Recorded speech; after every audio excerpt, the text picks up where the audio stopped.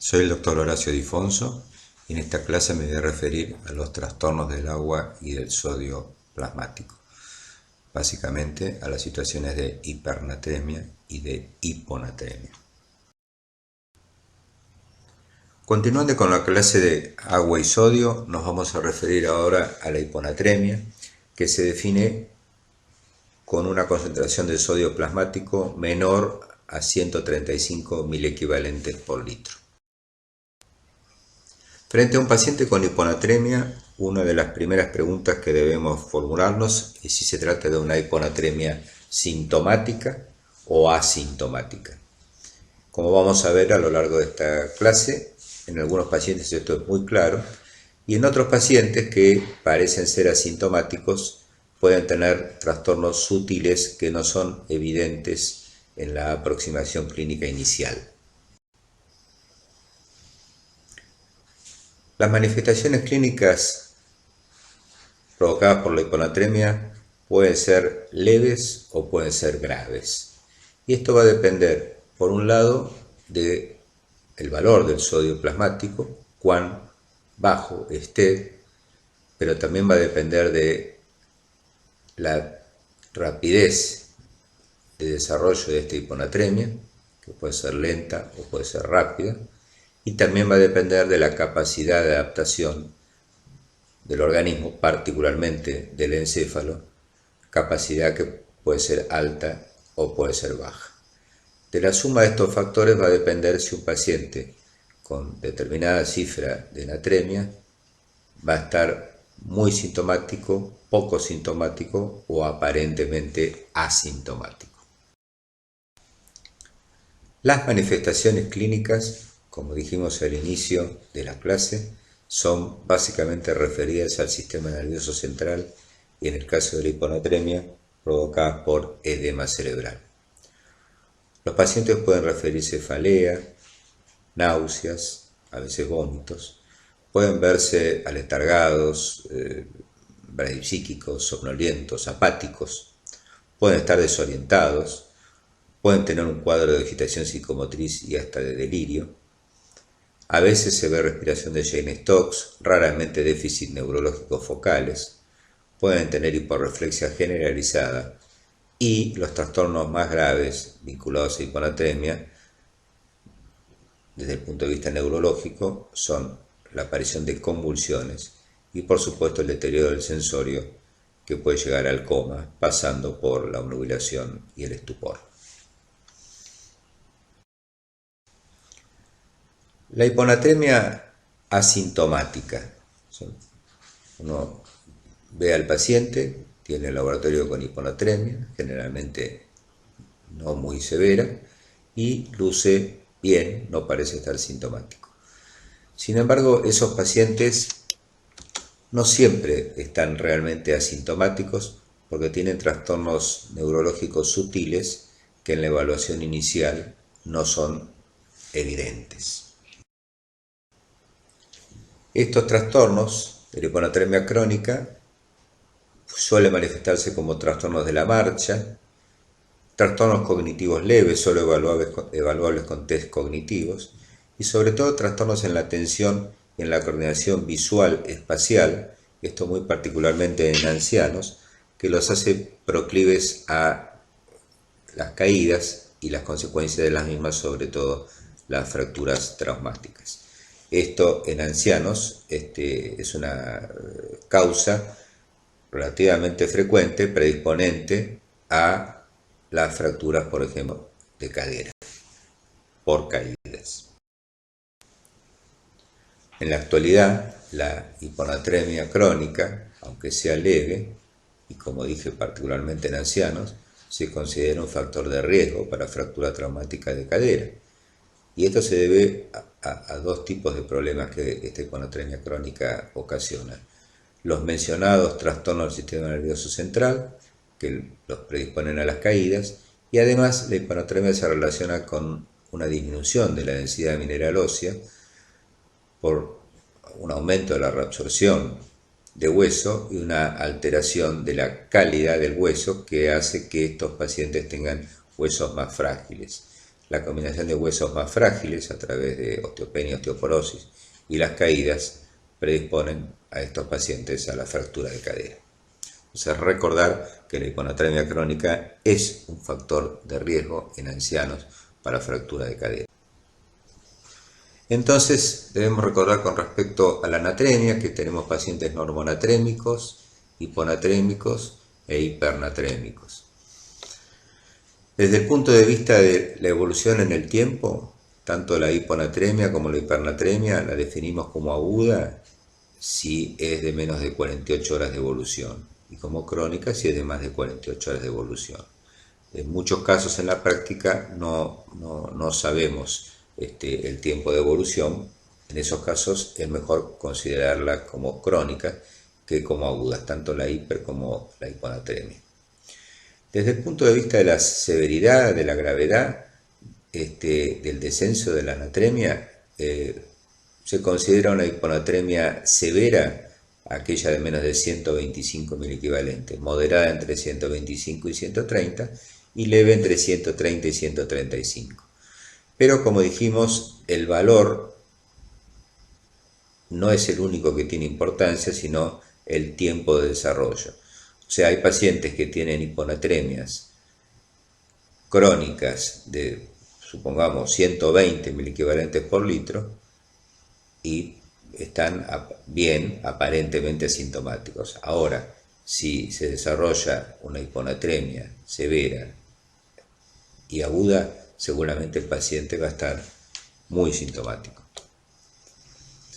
Ya hemos mencionado que para decir que una hiponatremia es asintomática tenemos que tener cuidado porque puede ser aparentemente asintomática y tener relación con trastornos neurológicos sutiles.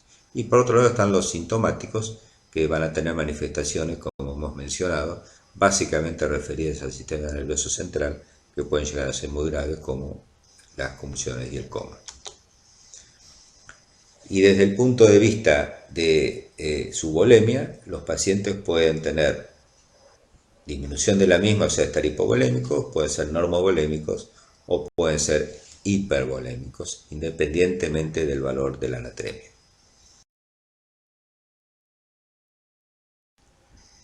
La hiponatremia puede ser isotónica, hipotónica o hipertónica, pero la enorme mayoría de las hiponatremias son hipotónicas. Y a su vez, estas hiponatremias hipotónicas pueden cursar con líquido extracelular disminuido, con líquido extracelular normal o con líquido extracelular aumentado. El estado de líquido extracelular en las hiponatremias es la forma correcta de expresarse, porque muchas veces se habla de hiponatremias dilucionales o no dilucionales, refiriéndose a las dilucionales a aquellas que tienen un LEC aumentado, y las no dilucionales, que las llaman hiponatremias verdaderas, a las que tienen el LEC disminuido. En realidad todas las hiponatremias son dilucionales en el plasma, el sodio está bajo con respecto al componente acuoso del plasma. O sea, lo correcto es hablar de hiponatremia, de si es hipotónica o no, y cómo está el estado del líquido extracelular. Entonces, cuando tenemos un paciente que tiene hiponatremia, lo primero que deberíamos saber es si está o no está hiposmolar. Para lo cual, lo ideal, obviamente, es tener un osmómetro y medir la osmolaridad plasmática. Sin embargo, como con frecuencia y como hemos mencionado anteriormente, no disponemos de un osmómetro, tenemos que calcular la osmolaridad. Ahora, con osmolaridad calculada, que es 2 veces la anatremia, en general, siempre vamos a tener hiponatremia hipomolar. En realidad, probablemente en la práctica la única situación que puede modificar y que la hiponatremia sea iso o incluso hipertónica es en las situaciones de hiperglucemia severas. Como dijimos en la charla anterior, cuando tenemos hiperglucemia severas debemos hacer una corrección del valor de natremia medido y hacer entonces la natremia corregida, corrigiendo el sodio a la glucemia. Generalmente van a ser situaciones por ahí no hiposmolares, sino iso o hiperosmolares, justamente por los valores a veces muy altos de la glucemia. Cuando tenemos las habituales hiponatremias hipotónicas, que son la mayoría, como acabamos de decir, tenemos que evaluar clínicamente, semiológicamente y clínicamente, el estado del volumen de líquido extracelular. Entonces vamos a tener las hiponatremias hipotónicas con LEC normal, con LEC aumentado o con LEC disminuido. Las hiponatremias hipotónicas con LEC disminuido son de las más frecuentes en la práctica y en este caso pueden deberse a pérdidas renales de sodio o a pérdidas extrarrenales de sodio. Aquí tenemos algunos de los ejemplos. El uso de diuréticos es una de las causas más frecuentes de hiponatremia, en particular diuréticos de tipo tiacídicos, ya que los diuréticos de asa en general tienen más tendencia eventualmente a provocar hipernatremia que hiponatremia, porque dan lugar a mayores pérdidas de agua que de sodio. Los diuréticos tiacídicos son más natriuréticos y son una causa frecuente de hiponatremia. La diuresis osmótica, la insuficiencia adrenal, es una causa importante que no debemos olvidar de considerar ante un paciente con hiponatremia hipotónica. Algunas nefropatías perdedoras de sodio, el llamado síndrome de pérdida cerebral de sodio, que en realidad, como vamos a ver, es pérdida renal de sodio, y situaciones poco frecuentes de bicarbonaturia.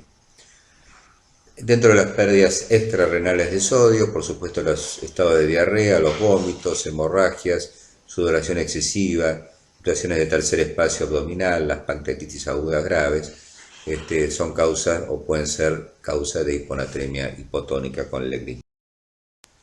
Como hemos mencionado, ante un paciente con hiponatremia, salvo aquellos que la causa es muy evidente, siempre tenemos que considerar la posibilidad de insuficiencia suprarrenal.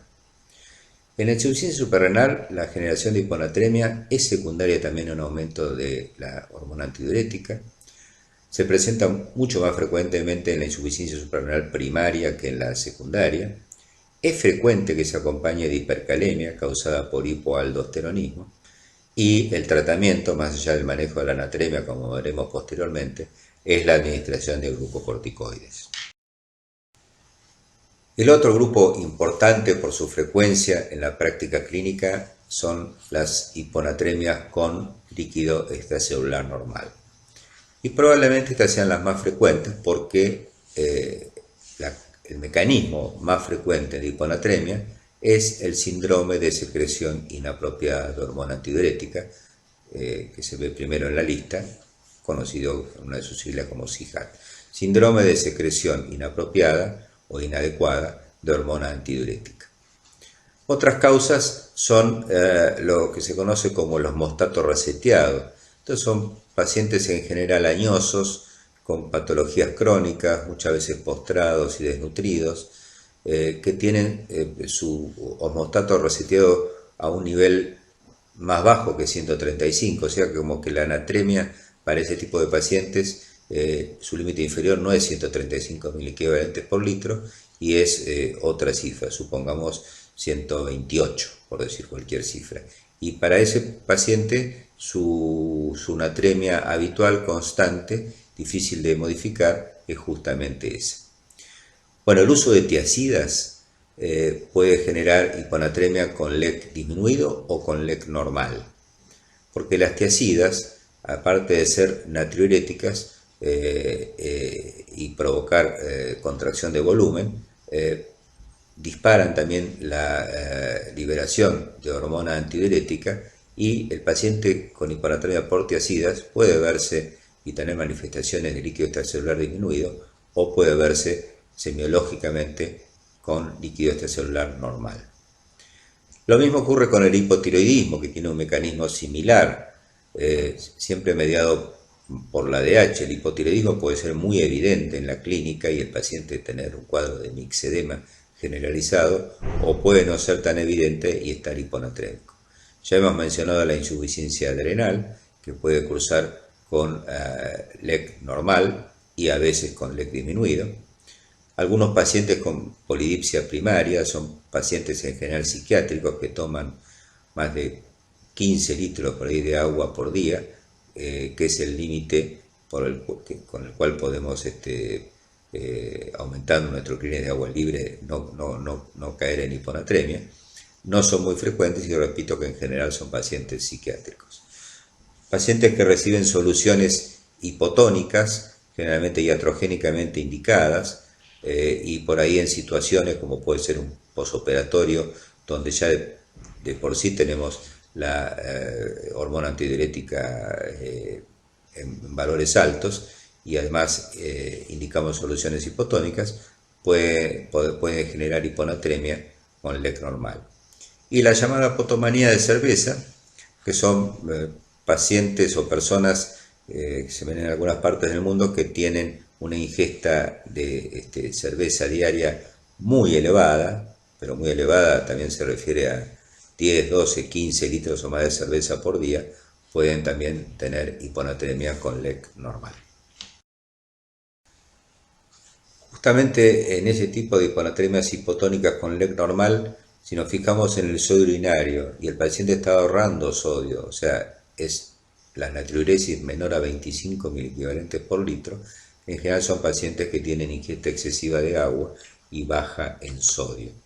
Y esto se ve en dos situaciones, como mencionamos recién, en la polidipsia primaria y en la potomanía de cerveza.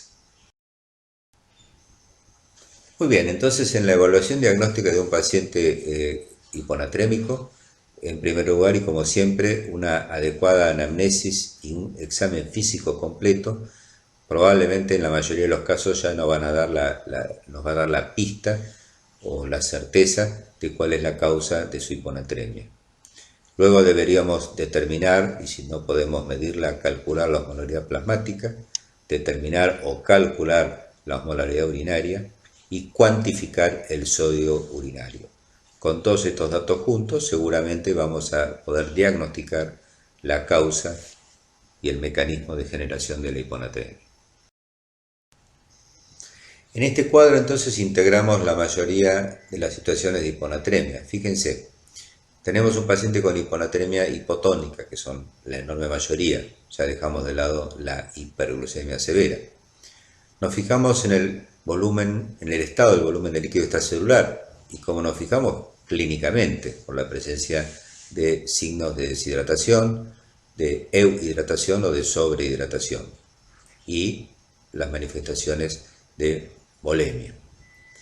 Podemos tener pacientes entonces con hiponatremia hipotónica e hipovolémicos. Esos pacientes han perdido tanto sodio como agua. Bueno, ahí es importante ver el sodio urinario. ¿Por dónde han perdido sodio? Si el sodio urinario es menor a 20 miliequivalentes por litro, en general las pérdidas son extrarrenales, por vía gastrointestinal, por vía de la piel o situaciones de hemorragia. Si el sodio urinario es mayor de 20, y cuanto más alto, más fidedigno, las pérdidas son de origen renal. Ahí una causa muy importante son el uso de tiacidas, que puede haber sido evidente ya con la anamnesis o no tan evidente, situaciones de diuresis osmótica, situaciones de hipoaldosteronismo o algunas nefropatías perdedoras de sodio. Si nos vamos a la otra punta, pacientes con hiponatremias hipotónicas e hipervolémicos, esos pacientes han perdido sodio y también agua, pero mucho más sodio que agua. Ahí también el valor del sodio urinario es importante. Si tienen sodio urinario bajo, menos de 20, en general son situaciones con hipoperfusión renal, como la insuficiencia cardíaca, el síndrome nefrótico cuando es severo, la insuficiencia hepática, cualquier situación de hipovoluminemia franca. Y si el sodio urinario está elevado, son pacientes que tienen incapacidad de excretar agua, y esto es característico de la insuficiencia renal aguda o etapas avanzadas de la insuficiencia renal crónica. En el medio tenemos un gran grupo de pacientes que tienen hiponatremia hipotónica y que están euvolémicos cuando uno valora el líquido extracelular. Estos son pacientes que sobre todo han ganado agua y básicamente han tenido un balance neutro de sodio. Ahí también nos fijamos en el sodio urinario. Si el paciente en esta situación, hiponatremia hipotónica euvolémica, o sea con LEC normal o casi normal tiene sodio urinario aumentado, es un gran grupo en número de pacientes porque allí encontramos el síndrome de secreción inapropiada de hormona antidiurética. También encontramos allí el hipotiroidismo y la insuficiencia adrenal. Dos diagnósticos que siempre tenemos que tratar de descartar antes de simplemente aceptar que seguramente es secreción inapropiada. Estos pacientes cursan con osmolaridad urinaria mayor a 100 habitualmente. En cambio, si una hiponatremia hipotónica con LEC normal cursa con sodio urinario bajo, en general son pacientes que han tenido mucha ingesta de agua y lo vemos, como dijimos, en la polidipsia primaria.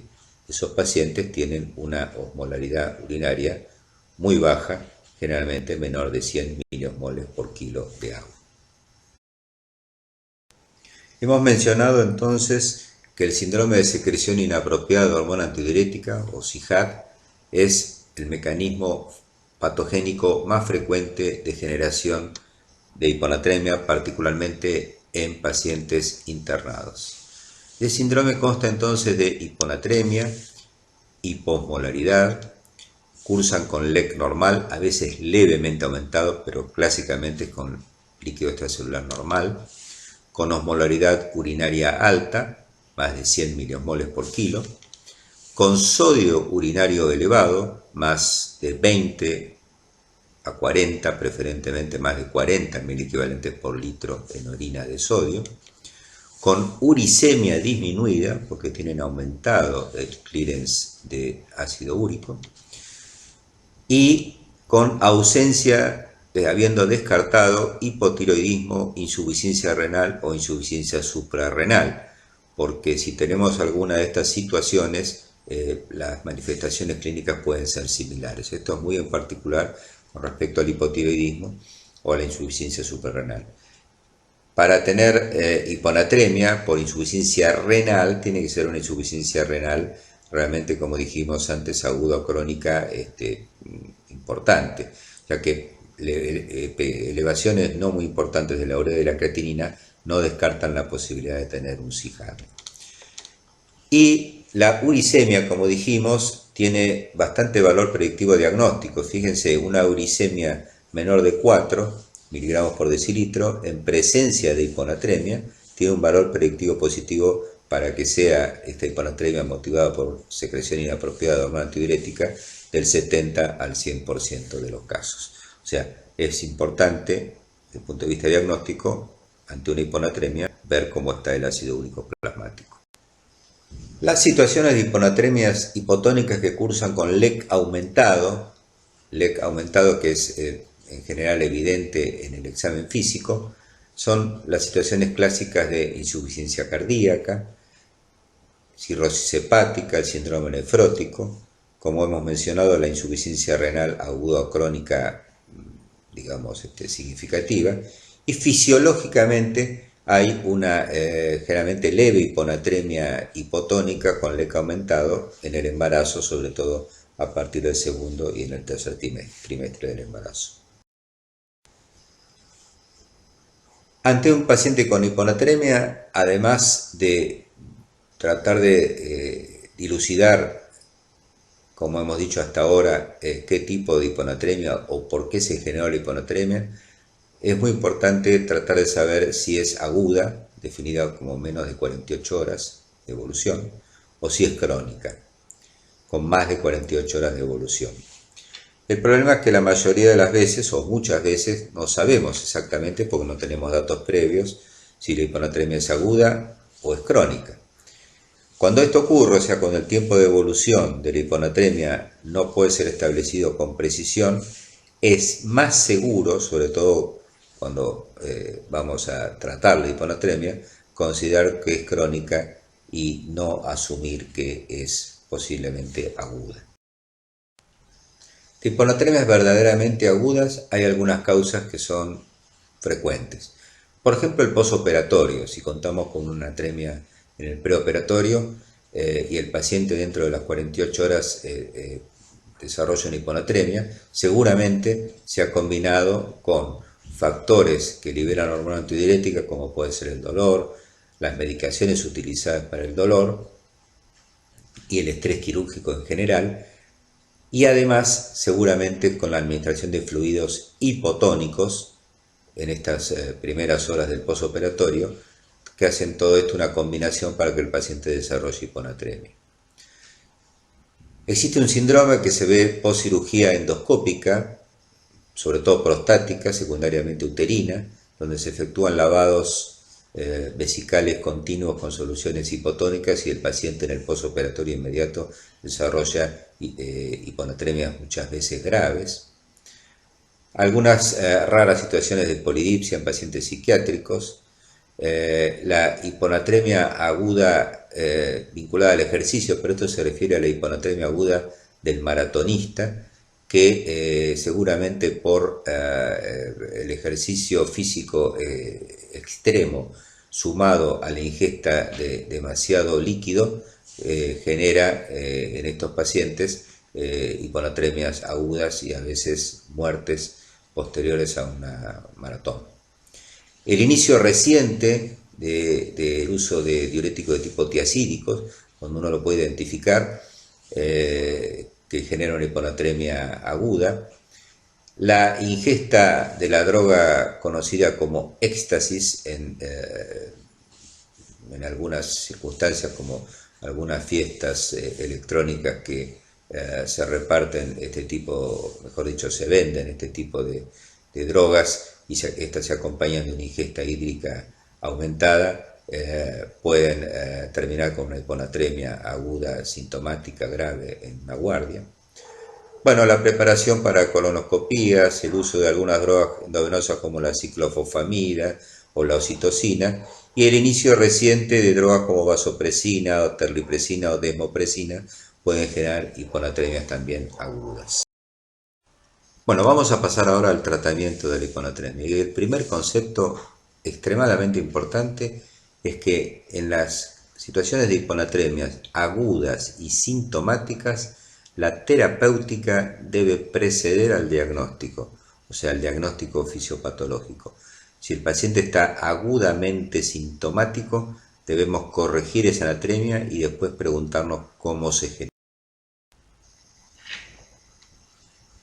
Cuando la situación no es tan de emergencia, debemos seguir los mismos pasos que establecimos cuando hablamos anteriormente de hipernatremia. Primero, establecer si es una hiponatremia sintomática o asintomática, con la reserva que ya hemos mencionado, que muchas hiponatremias asintomáticas no lo son tanto. Segundo, determinar si es un cuadro agudo o crónico, menor o mayor a 48 horas, lo cual en muchas circunstancias no lo podemos determinar. Tercero, proyectar el objetivo de la corrección de la anatremia, a qué anatremia queremos llevar el paciente.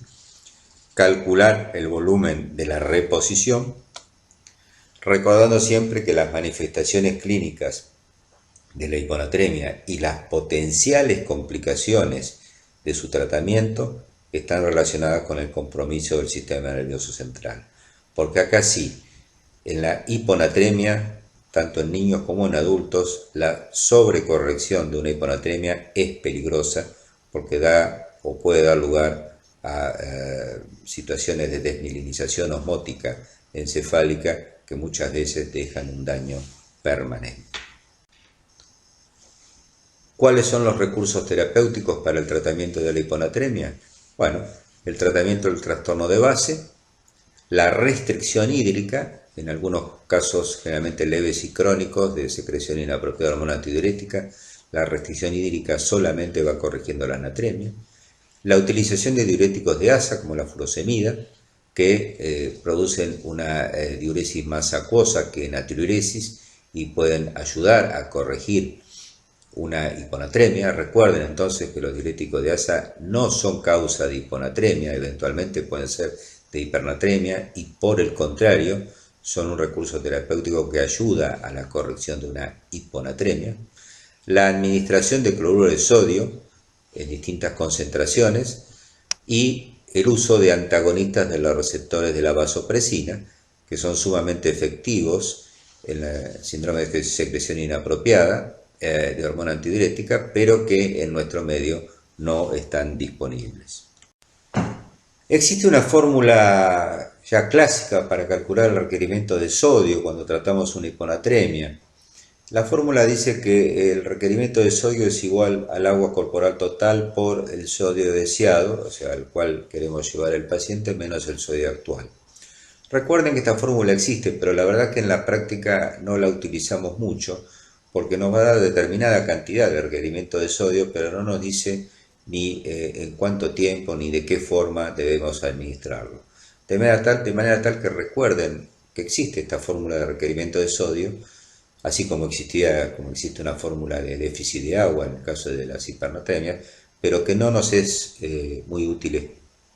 Fíjense cómo se aplicaría si la utilizamos. Fíjense, si tenemos una persona con un peso de 80 kilos que tiene un sodio plasmático de 110 y queremos llevarlo a 120 mil equivalentes, hacemos la cuenta del déficit de sodio con la fórmula que hemos mencionado y nos daría que necesitamos darle 480 mil equivalentes de sodio para llevarlo de 110 a 120.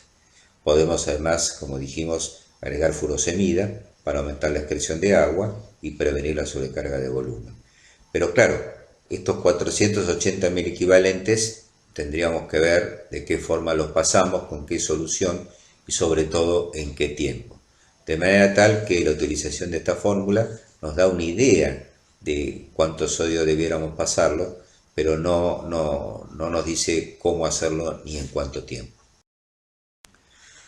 Tenemos que sí proyectar el objetivo de la corrección y el ritmo para lograr ese objetivo. Fíjense, en una hiponatremia aguda, nuevamente decimos que es aquella de menos de 48 horas de evolución, se recomienda un incremento de 2 miliequivalentes por litro y por hora en las primeras horas de tratamiento hasta la reversión de los síntomas graves. Supónganse un paciente que tiene deterioro del sensorio importante y o que ha tenido convulsiones, con un máximo de 8 a 12 miliequivalentes en las primeras 24 horas y hasta 18 miliequivalentes en las primeras 48 horas. En las hiponatremias crónicas o de tiempo de evolución no determinable, el incremento en las primeras horas debe ser menor, de 0,5 a 1 miliequivalente por litro y por hora, y los límites de 24 y 48 horas siguen siendo los mismos. Acá el cuidado tenemos que tener sobre todo en las primeras 12 horas de tratamiento. La estrategia de reposición de sodio en la hiponatremia que habitualmente usamos en la práctica, por ende la colocamos acá como recomendación práctica, es la utilización de 1 a 2 mililitros por kilogramo de peso de cloruro de sodio al 3%, o sea, cloruro de sodio hipertónico, con un máximo de 100 a 120 mililitros. Esta solución, que no viene ya preparada, se puede preparar con 500 mililitros de solución fisiológica, a lo cual le agregamos 50 mililitros de cloruro de sodio al 20%, lo cual da aproximadamente una solución al 3%. Uno sabe que pasar 1 a 2 mililitros por kilo de esta solución aumenta la anatremia 1 a 2 miliequivalentes por litro. De manera tal que uno, esta es la llamada terapéutica en bolos, administra rápidamente, en minutos, un bolo de 100 o 120 mililitros que se puede repetir 2 veces más hasta lograr la reversión de los síntomas graves y después continuar con una reposición más lenta. Entonces, este esquema de bolos, que fue propuesto e ideado hace algunos años por el doctor Ayus, otro médico argentino experto en este tipo de temas de anatremia que está hace años en Estados Unidos. Uno administra 2 mililitros por kilo intravenoso en bolo en 10 minutos, con un máximo de 100 a 120 mililitros. Se puede repetir ese bolo 1 o 2 veces más si es necesario hasta que mejoren los síntomas. Debemos guiarnos acá por los síntomas, por las manifestaciones clínicas. El objetivo es aumentar el sodio plasmático 5 a 6 miliequivalentes por litro en las primeras 2 horas, no más que esto, en general con la reversión de 4, 5, 6 miliequivalentes de la hiponatremia que el paciente tenga, el paciente habitualmente mejora. Y se recomienda controlar la anatremia luego del segundo bolo o cada 2 horas mientras estamos haciendo esta terapéutica. Este tratamiento de bolos de cloruro de sodio hipertónico fue primero probado en esas hiponatremias graves de los maratonistas con buenos resultados, y es un esquema que frecuentemente utilizamos en la práctica, en el tratamiento, en el manejo, en la emergencia de la hiponatremia sintomática.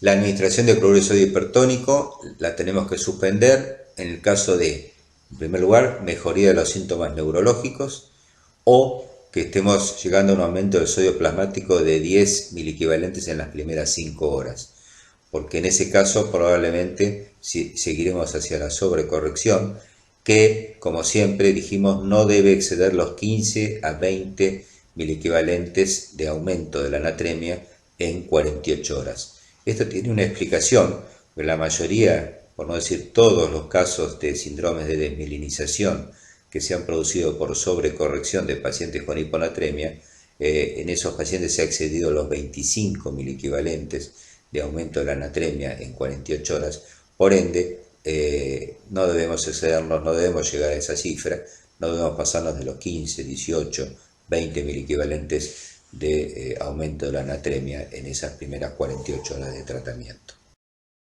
Existe otra estrategia para el tratamiento de la hiponatremia y la reposición de fluidos que utiliza la ya explicada en la charla de hipernatremia, la fórmula de Adrogué. Recordamos que la fórmula de Adrogué estima cuál va a ser el efecto sobre la anatremia de la administración de 1 litro de una solución de concentración de sodio conocida sobre el sodio plasmático que el paciente tiene.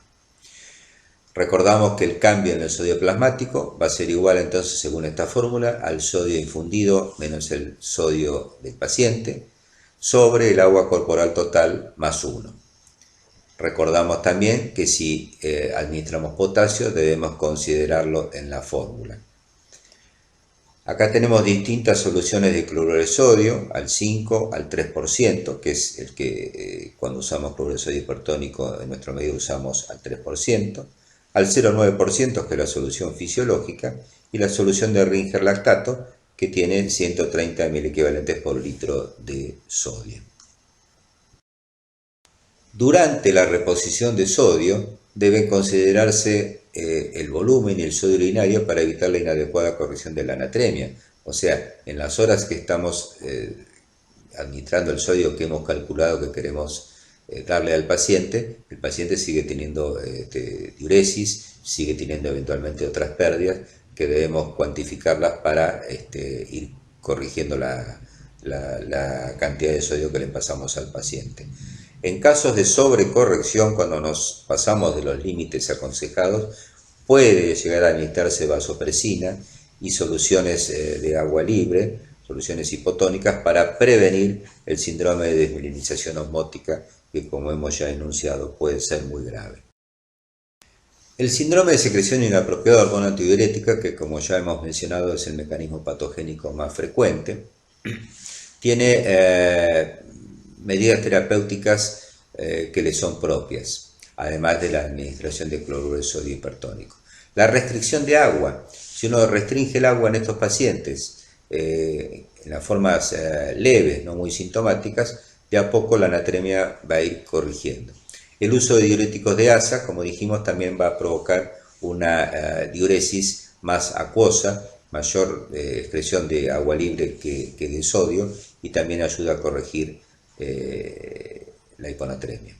En las formas crónicas, muchas veces son crónicas y permanentes, el paciente debe tener restricción de agua, que no siempre es fácil de cumplir, una dieta rica en sal, en sodio, la utilización de diuréticos de asa y la utilización de algunas drogas que no son fáciles de conseguir en nuestro medio, que interfieren con la acción de la hormona antidiurética, como es un antibiótico, que ya no existe más en el comercio, la dimeclociclina, que pertenecía al grupo de las tetraciclinas, el litio, que provoca una suerte de diabetes insípida nefrogénica, pero es una droga que tiene muchos efectos colaterales y no suele utilizarse con este fin, y sellos de urea pueden incrementar la excreción de agua.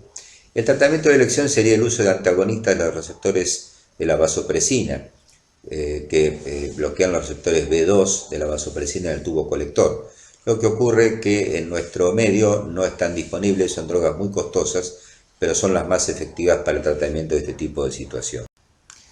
Existe una fórmula conocida como fórmula de Furst para predecir si la restricción hídrica va a ser útil para mejorar la natremia en el caso de un síndrome de secreción inapropiada fuera del momento agudo. La fórmula de Furst se basa en la excreción de sodio y potasio urinario y su relación con el sodio sérico, y dice que si la suma del sodio y el potasio urinario por sobre el sodio sérico es menor a 0,5, la restricción hídrica debería ser de menos de 1000 mililitros por día, que si esa relación está entre 0,5 y 1, la restricción hídrica debería ser más estricta, menos de 500 mililitros por día, y que si la suma del sodio y el potasio urinario sobre el sodio sérico es mayor de 1, la restricción hídrica, como es lógico, no es útil y no vale la pena intentarlo. Continuando con la restricción hídrica como estrategia terapéutica de la hiponatremia por CIJAD, en general la restricción es de medio litro menos de agua, de líquidos, que la diuresis diaria. No debemos indicarla porque la restricción hídrica porque no es útil cuando la osmolaridad urinaria es mayor de 500, cuando la fórmula de Furst muestra que la suma del sodio y el potasio urinario es mayor que el sodio plasmático, y si la indicación retrasa otras medidas necesarias como un acto quirúrgico, quimioterapia, etc. No se debe indicar restricción de sodio y de proteínas durante la restricción de agua, y no vale la pena continuar la restricción de agua si el sodio plasmático no sube al menos 2 miliequivalentes por litro en las primeras 24 horas. Hemos mencionado que existen drogas que son antagonistas de los receptores de la vasopresina y que son muy útiles en el tratamiento de la hiponatremia, en particular la hiponatremia que se asocia a la insuficiencia cardíaca congestiva avanzada y crónica. Estas drogas, como se muestran acá, el tolvaptan, el conivaptan y otras, son antagonistas de los receptores, en general de los receptores B2. Algunas son de uso oral, otras son de uso endovenosa. Son drogas sumamente efectivas para mejorar la natremia, pero que, como ya adelantamos, no están disponibles en nuestro medio, seguramente por su muy elevado costo. Vamos ahora a analizar un caso clínico. Fíjense, una paciente de 78 años es traída a la guardia por deterioro del sensorio y caídas de 24 horas de evolución. Tiene antecedentes de hipertensión arterial tratada con enalapril 5 mg por día más hidroclorotiazida 25 mg por día. Al examen físico está confusa, no se observa un foco neurológico, está normotensa y aparenta estar euhidratada. En el laboratorio se observa un sodio de 118 miliequivalentes por litro, con una urea de 54 miligramos, un estado ácido-base con alcalosis metabólica y un sodio urinario de 40 miliequivalentes por litro. Este es un caso típico de hiponatremia asociada al uso de diuréticos tiazídicos. Esta hiponatremia por esta causa es mucho más frecuente en pacientes añosos que en pacientes jóvenes. Es más frecuente en pacientes con bajo peso y con algunos diuréticos tiazídicos es más frecuente que con otros. Por ejemplo, con la indapamida es bastante frecuente la hiponatremia. Es secundaria la pérdida de sodio y potasio en orina más que a ganancia de agua. Y en el tratamiento de estos pacientes debe tenerse especial cuidado en evitar la sobrecorrección con el uso de cloruro de sodio hipertónico por el riesgo de síndrome de desmineralización osmótica. Es más, muchas veces estos pacientes que han recibido diuréticos tienen contracción de volumen, la cual, por estímulo de contracción de volumen, libera hormona antidiurética, de manera tal que, aunque no estén claramente hipovolémicos, uno administrándole solución fisiológica y corrigiendo la volemia, sin el uso de cloruro de sodio hipertónico, corta el mecanismo de liberación de hormona antidiurética y solamente con solución fisiológica el paciente va recuperando o mejorando o corrigiendo su hiponatremia. Habitualmente, estos pacientes que reciben diuréticos suelen tener también hipocalemia y alcalosis metabólica, y es frecuente que uno deba reponer cloruro de potasio, además de cloruro de sodio isotónico o eventualmente hipertónico en situación grave. Entonces, como dijimos, en casos de hiponatremia crónica asociada al uso de tiazidas, que es un grupo de riesgo para desarrollar desmineralización osmótica, se recomienda una corrección más lenta que la que hemos enunciado anteriormente, tratando de evitar el uso de cloruro de sodio hipertónico y empleando entonces cloruro de sodio al 0,9%, o sea, solución salina normal, 1 o 2 litros en 24 horas, más 40 miliequivalentes por litro de cloruro de potasio. En general, de esta forma, eliminando la contracción de volumen que la mayoría de estos pacientes tienen, se suprime la liberación de hormona antidiurética y el paciente va corrigiendo en forma lenta su natremia y en forma más segura. Hemos mencionado entonces una complicación de cuidado en la corrección de una hiponatremia es el síndrome de desmineralización osmótica. Y hay algunos factores de riesgo que hacen más probable que pueda desarrollarse este síndrome. Uno, que se trate de una mujer en edad fértil. Las mujeres en edad fértil tienen mayor riesgo que las mujeres posmenopáusicas. La otra es que partamos de una anatremia muy baja, un sodio plasmático menor o igual a 105 miliequivalentes por litro. Que el paciente además tenga hipocalemia. Como hemos mencionado recién, que la hiponatremia sea vinculada al uso de tiazidas. Que los pacientes estén hipoxémicos, que estén desnutridos. El factor más importante, como hemos mencionado, que nos pasemos en el incremento del sodio y que la anatremia suba más de 25 miliequivalentes por litro en las primeras 48 horas, y también los pacientes con enfermedad hepática avanzada. De todos estos factores, reitero que el más importante es no sobrepasarse con los límites de corrección aconsejados. Este síndrome de desmineralización osmótica, en sus primeras descripciones se consideraba que afectaba selectivamente la protuberancia, como se ve en el corte de resonancia magnética que está a la izquierda, señalado por la flecha, y se lo denominaba mielinolisis pontina. Eran pacientes que quedaban cuadriplégicos y en coma en forma permanente. Luego se vio que en realidad esta desmielinización puede verse en la protuberancia y en zonas extrapontinas, como se ve en el corte de resonancia de la derecha, señalado por la flecha, en los núcleos de la base. Y que, si bien con frecuencia da cuadros graves como el descripto, a veces en casos más leves puede ser reversible. De todas maneras, es un síndrome habitualmente severo, grave, con posibilidades de dejar secuelas permanentes, así que hay que tener mucho cuidado cuando uno corrija una hiponatremia para evitar provocar este cuadro. Que además el problema es que clínicamente se puede manifestar rápidamente cuando uno sobrecorrige una hiponatremia, pero las imágenes que demuestran la desmielinización, como se ven en estas cortes de resonancia, pueden tardar hasta un mes en aparecer y al principio uno no tener documentación de qué es lo que le ha pasado al paciente para tener el deterioro neurológico. Vamos a analizar otro caso clínico de otra situación clínica que se presenta con alguna frecuencia, sobre todo en unidades de terapia intensiva. Fíjense, un varón de 45 años ingresa a terapia intensiva por una hemorragia subaracnoidea espontánea. Al ingreso presenta cefalea severa, vómitos y fotofobia. Se comprueban signos meningios y el sensorio estaba normal. El laboratorio general de ingreso fue normal y a las 72 horas presenta leve bradipsiquia sin signos de foco neurológico y permanece afebril.